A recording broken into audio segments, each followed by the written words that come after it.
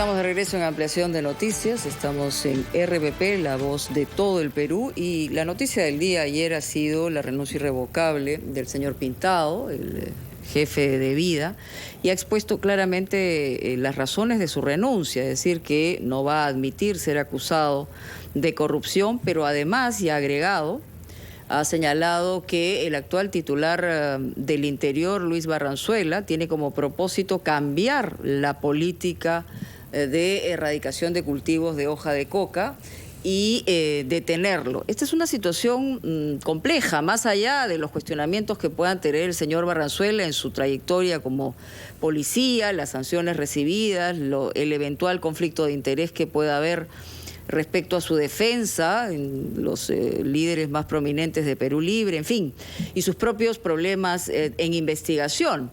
Tenemos en la línea a Rubén Vargas, exministro del Interior, también ha sido jefe de Vida, lo he escuchado en otras declaraciones, ha sido sumamente claro. La primera pregunta es, ¿dónde estamos parados en este momento? Es decir, ¿hay verdaderamente una amenaza que se cambie completamente la política de lucha antidrogas, si bien no ha tenido los resultados probables que se hayan requerido en los 2 últimos años por temas de pandemia, operatividad, pero lo cierto es que hay una línea trazada hace ya varias décadas. ¿Cómo está, señor Vargas? Bienvenido. Gracias, Mónica. Muy buenos días, Fernando, Carlos. Buenos días, estar con ustedes.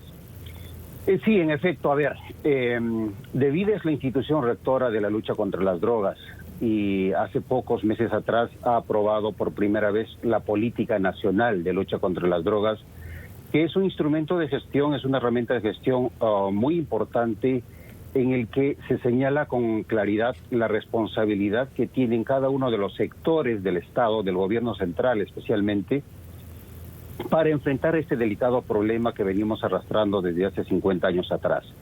Y por supuesto, uno de los brazos operativos más importantes en esta política nacional de lucha contra las drogas es el Ministerio del Interior. El Ministerio del Interior es el responsable de la ejecución de las acciones de interdicción contra el tráfico de drogas y principalmente del control de los cultivos ilegales de hoja de coca. Y DeVida es la entidad que articula con los distintos sectores, insisto, especialmente con el Ministerio del Interior, y creo que con este ataque alevoso, con este ataque sin sentido de parte del actual ministro del Interior a una institución como DeVida, quiebra, por supuesto, la posibilidad de que se siga trabajando de manera articulada, de manera que se permita cumplir con los objetivos señalados en la política. Y uno de los grandes problemas, precisamente, que tiene el Estado es trabajar de manera articulada. Esa palabrita de articulación que a veces estalla inclusive... Pero eso depende de los liderazgos, ¿no? La articulación depende de los liderazgos y sí depende de las personas que tienen la representatividad, digamos, en la toma de decisiones, ¿no? Totalmente de acuerdo, pero esa articulación pasa, como bien ha señalado Mónica, por las personas y por la voluntad de las personas. Pero si lo que tenemos ahora es a un ministro del Interior que da mensajes en contra de la política nacional contra las drogas, como es en el caso de la erradicación, que ataca alevosamente y sin sentido a la entidad rectora de la lucha contra las drogas, entonces no hay posibilidad de que se trabaje de manera articulada. Al contrario, lo que tenemos es, desde mi punto de vista, Mónica, déjame decirlo con absoluta claridad, que hay una estrategia de demolición contra las instituciones que están enfrentando al problema de las drogas y principalmente a los cultivos ilícitos. Y esta estrategia de demolición no es solamente esta posición absurda que ahora estamos lamentando del titular del sector interior, sino también pasa, por ejemplo, por esa promesa que están vendiendo algunos congresistas del partido de gobierno de legalizar toda la hoja de coca que actualmente existe en el Perú. Pero es una promesa absurda. A cambio de tener la alianza de ese sector cocalero para sus fines políticos, especialmente de este proyecto de la nueva constituyente. Como y a través de en Bolivia, ¿no? Como sucedió en Bolivia. Exactamente, es la misma ruta de utilización política de sectores sociales y en este caso del sector cocalero. Hay un proyecto de ley que están difundiendo en las cuencas cocaleras, en donde se señala con absoluta claridad: legalizar todos los cultivos ilícitos de hoja de coca. Legalizar, no importa si terminan en cocaína, pero legalicémosla. Ya veremos después cómo la industrializamos. Eso es lo que dice ese proyecto de ley e insisto, creo que estamos frente a una estrategia de demolición y de ideologización de la política contra las drogas, que va exactamente en contrario a los intereses del país y de la política nacional. Ahora, Rubén Vargas, esta estrategia que usted llama de demolición sorprende tanto más que De Vida corresponde a la presidencia del Consejo de Ministros, está bajo la directa tutela de la PCM y no del Ministerio del Interior. Quiere decir que el ministro del Interior se está metiendo contra una entidad de la cual la responsable última es la señora Vázquez, por una parte. Y por otra parte, argumentos que utiliza de estirpe demagógica, reciben dinero del extranjero y ha habido corrupción ahí. Quiero que nos diga usted, que ha sido no solamente ministro del Interior, sino también jefe de Vida, ¿qué sabemos sobre la utilización de fondos y los fondos del extranjero que ha podido captar De Vida en los últimos tiempos? Fernando, esos argumentos que ha señalado el actual ministro del Interior es parte de la campaña que utilizan los quintacolumnistas del narcotráfico. Acusan a De Vida de tener millones de dólares que no son utilizados en favor de los campesinos cocaleros. Ese es el argumento trillado, desgastado, que utilizan en algunos sectores radicales que defienden a la hoja de coca ilegal.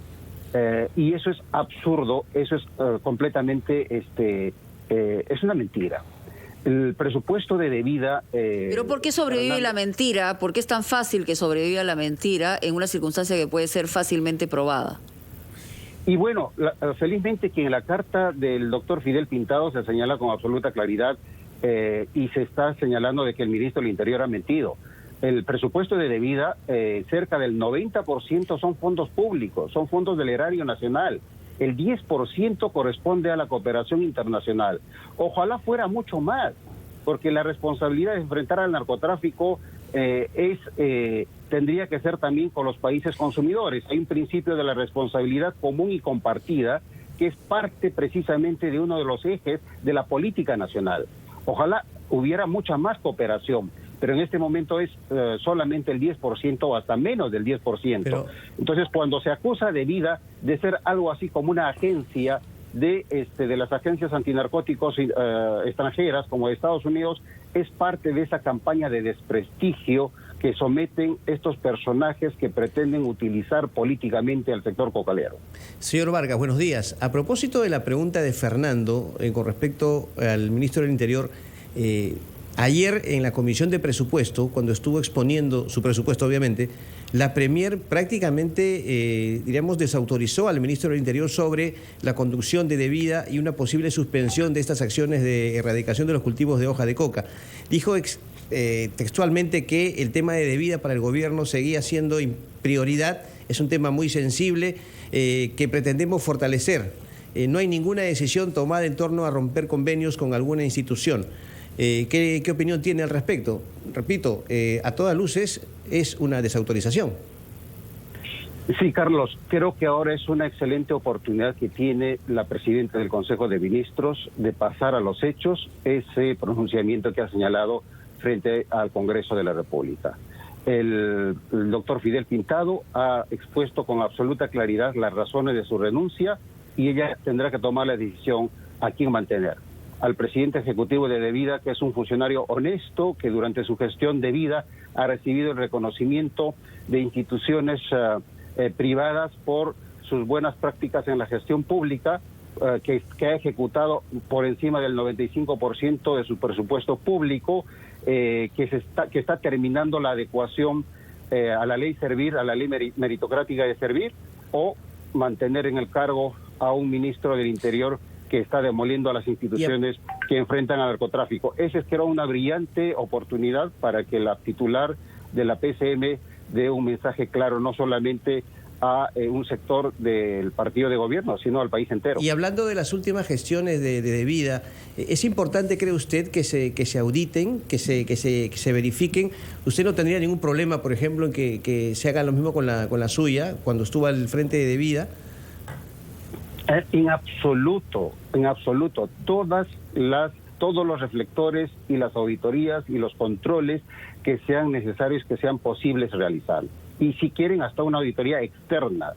La transparencia de la gestión pública en las instituciones que yo he estado a cargo son a toda prueba, estimado Carlos. Y creo que también del doctor Pintado, a quien lo conozco, y la verdad me solidarizo con este ataque alevoso del ministro del Interior. Es más, la Contraloría, la Oficina de Control Interno hacen permanente control concurrente de los gastos que realiza de vida. Y a cualquier otro control, auditoría, como se quiera llamar, bienvenida, y la transparencia como premisa de la gestión, eso es lo que nos ha guiado en estos años en el trabajo de vida.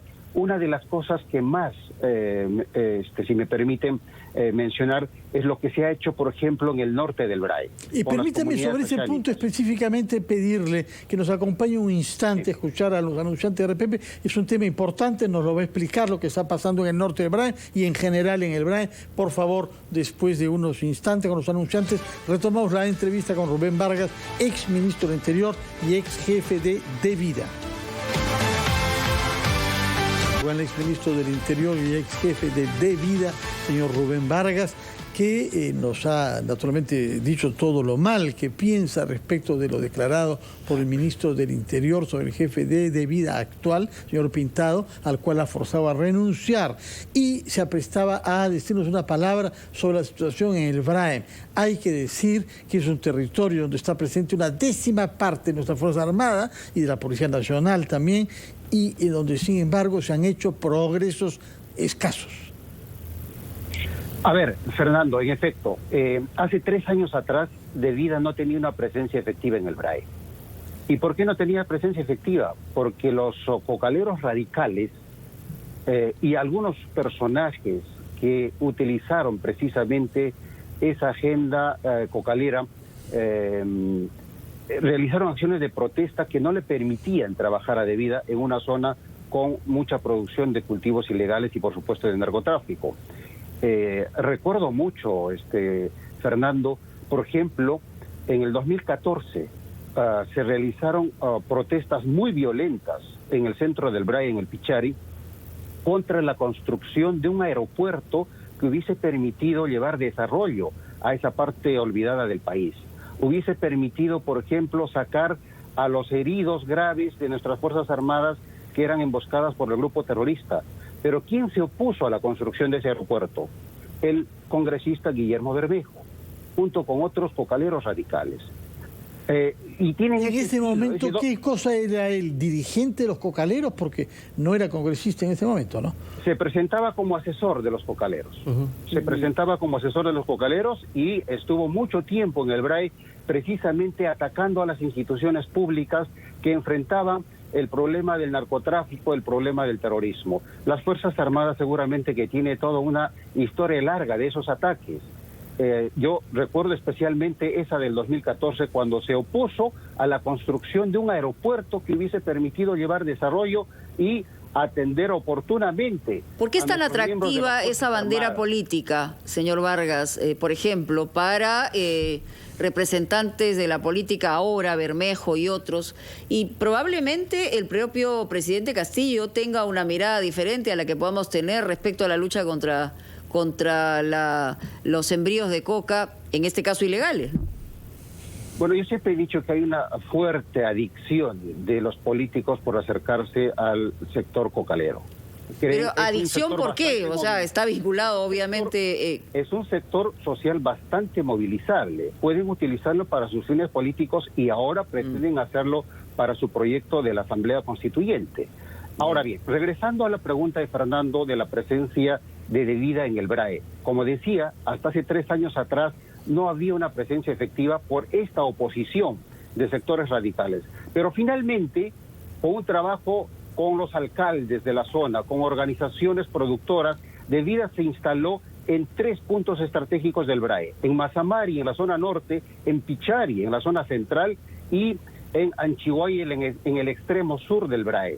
Y desde esas 3 bases de operaciones, con cerca de 400 técnicos, ingenieros agrícolas, forestales, etcétera, se están trabajando en temas de desarrollo en el marco de una estrategia de desarrollo BRAEN 2021 con resultados muy importantes que los reconocen los propios agricultores, productores lícitos y las autoridades locales.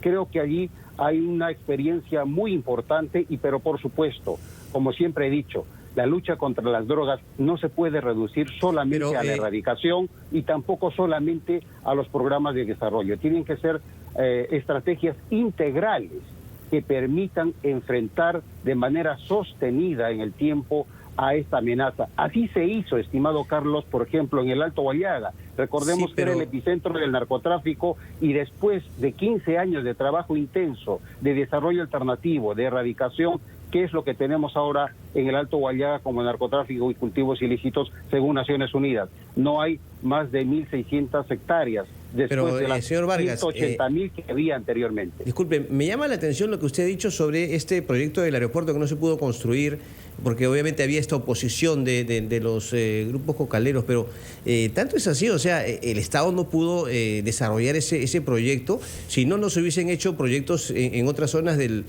país. Se me ocurre, por ejemplo, el caso de Chinchero. También se oponían y, sin embargo, el proyecto sigue. Pero ¿qué tanto así fue que el Estado no pudo desarrollar ese proyecto? Tengo entendido que era iniciativa privada o... No, Carlos. Esa es la historia real. Ya.